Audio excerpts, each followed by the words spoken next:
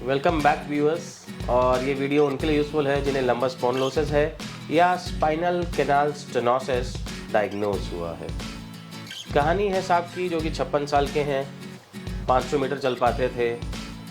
इन्हें स्ट्रोक भी हो जाता है, 4 साल पहले स्ट्रोक होता है और 4-5 साल से कमर में दर्द था, चलना मुश्किल था।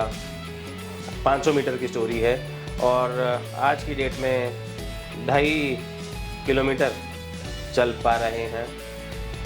तो इन्हीं की ज़ुबानी सुनते हैं कि क्या कहना चाहते हैं ये इलाज के बारे में। इलाज क्या किया उस पे बाद में आते हैं। तो सर आप बताएं कि क्या बोलना चाहेंगे, क्या प्रॉब्लम थी, क्या गुज़र रहे थे आप, क्या तकलीफ़ थी? जैसे मैं पिछले 5 सालों से कमर का दर्द मेरा शुरू हुआ जो धीरे धीरे बढ़ता गया, कम नहीं हुआ और स्थिति यहाँ तक कि जैसा आपने कहा 500 मीटर भी चलना मेरे लिए मुश्किल था।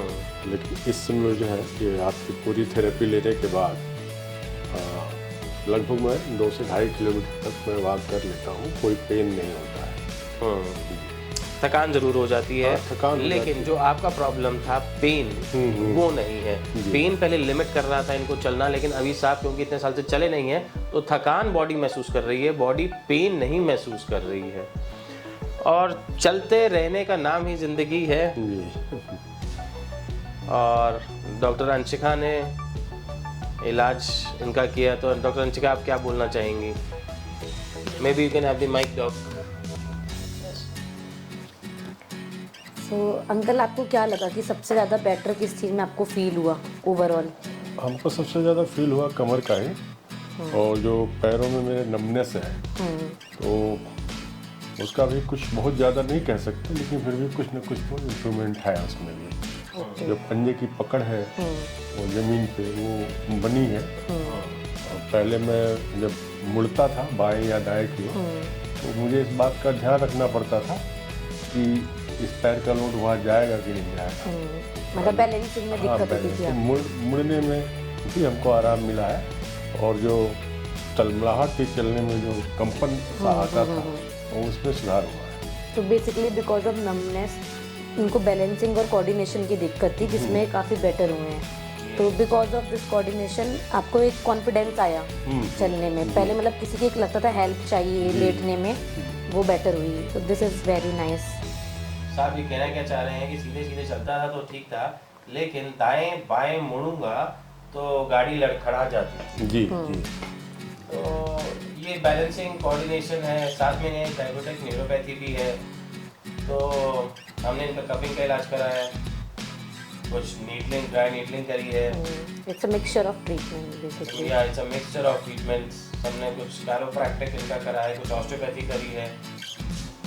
तो कुल मिला के और हमने 7 सेशन करे, आपके 8 से 10 सेशन। हमने 10 सेशन करे, 15 दिन का हमने तकरीबन टाइम लिया है जी। तो सक्सेस ही है साहब। और इनके माध्यम से, इस चैनल के माध्यम से यही कहना चाहूँगा कि चलते रहना ही जिंदगी है। चलती का नाम गाड़ी है, चलने का नाम गाड़ी है, चलते रहने का नाम गाड़ी है।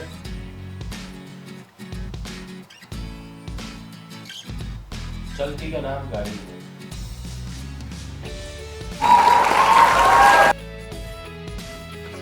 साहब चोट दिल पे लगी हो या चोट शरीर पे लगी हो, दोनों ही खतरनाक है।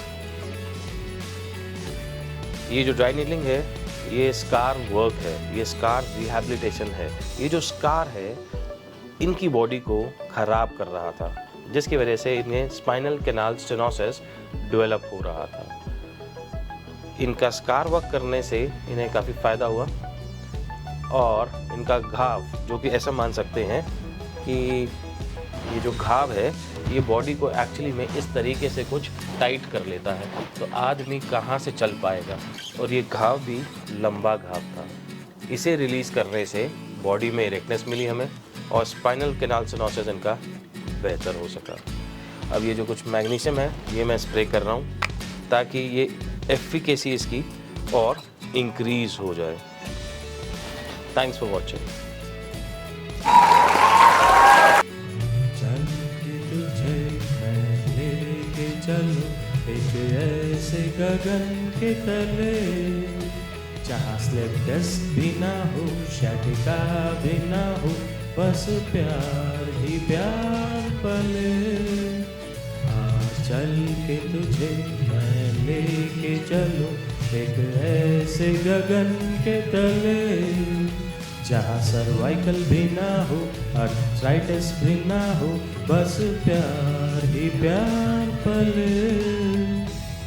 चल के तुझे मैं लेके चलूं एक ऐसे गगन के तले, जहाँ स्लिप डिस्क भी ना हो, शटिका भी ना हो, बस प्यार ही प्यार पले। चल के तुझे मैं लेके चलूं एक ऐसे गगन के तले, जहाँ सर्वाइकल भी ना हो, आर्थराइटिस भी ना हो, बस प्यार ही प्यार पले।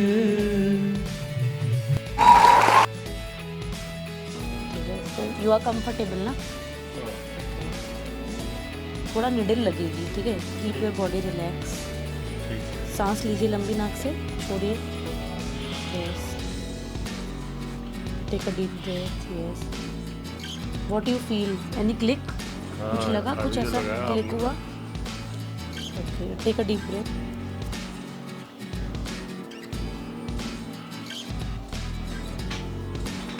Breathe sir.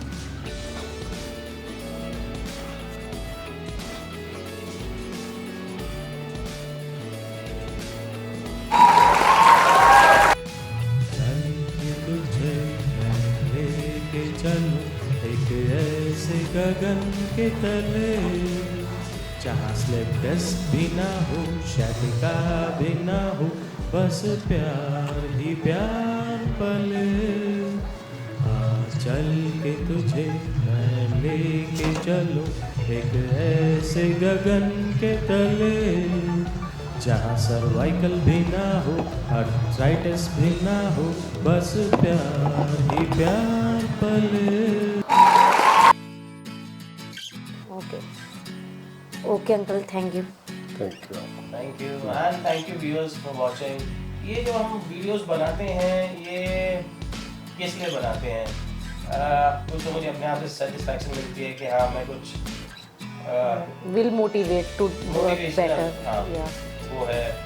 और हालांकि सबका सहयोग रहता है इसके अंदर, लेकिन कहीं ना कहीं एक मोटिवेशन आती है कि जो हमने काम करा और जिनको ये काम औरों को भी चाहिए हो सकता है, तो लोग हताश हो जाते हैं, निराश हो जाते हैं और उसी को अपनी ज़िंदगी मान लेते हैं। 56 साल की उम्र है, 56 साल से आपकी उम्र नहीं होती।